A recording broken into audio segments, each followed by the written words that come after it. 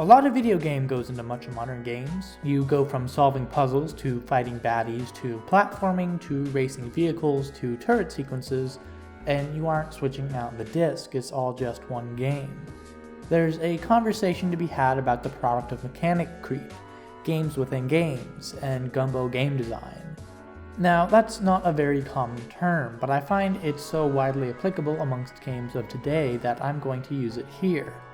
Gumbo game design, named after the grub, is when a game has many sequences or mini-games with distinctly different playstyles to mix up the moment-to-moment of a game and keep gameplay fresh. Different flavors add variety, the spice of life. For example, it's difficult to label one of the Arkham games into any singular genre, since there's so many different types of challenges.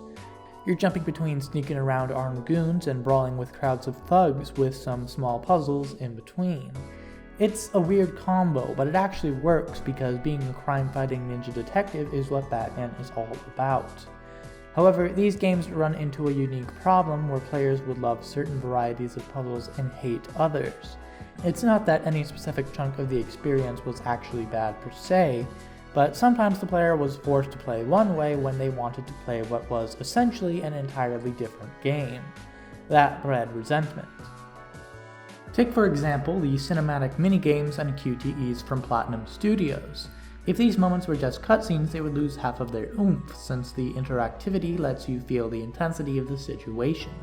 But since they're so brief, they become incredibly linear and invariable, so they lose almost all of their impact on repeat playthroughs.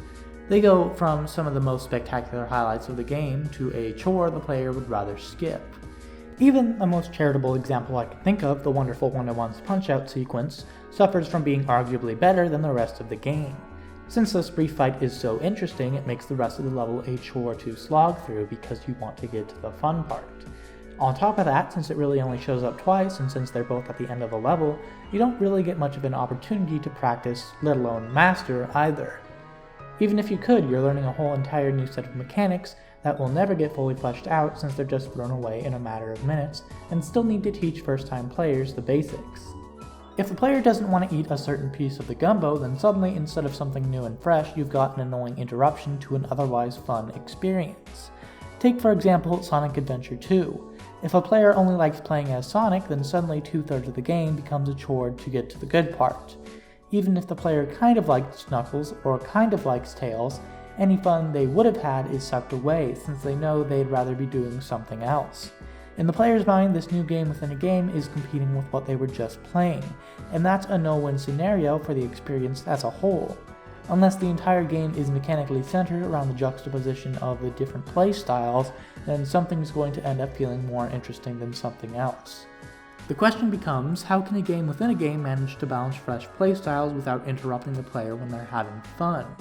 That's a difficult needle to thread, but I do know of a game that turns this problem into one of its primary mechanics very well. Rhythm Heaven Fever is a collection of very simple rhythm games which the player masters independently before challenging themselves to jump between multiple at a time in special remix levels. Not only does this sidestep the issue of interrupting you with its mission-based structure, but it also fully fleshes out each game since it uses them all over and over again. None of these moments come across as brief schizophrenic distractions, even if they're pretty nonsensical, since it all comes back around. Knowing all this, we can reverse engineer how to most effectively utilize Gumbo game design. First of all, if the gameplay of this new thing isn't as fun as the last flavor, then that should be a red flag. If the developers create something that distracts from the core of their game, they aren't just wasting the player's time, but their own. In short, you don't need a hacking minigame for everything. You can just have a little animation.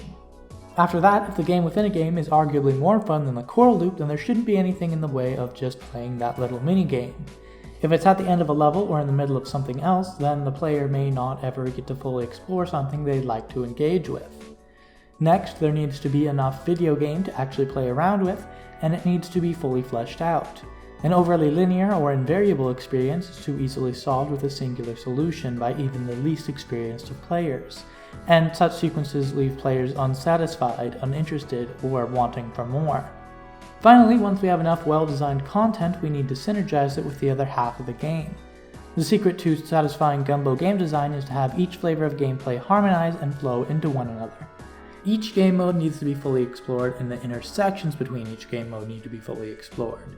Make a combat challenge easier if you open with stealth. Make stealth faster if you have an understanding of combat. Mechanic creep will always be a reality as long as creative devs have cash and time, but if these simple guidelines are followed, then their games can be just as quality as they are in quantity.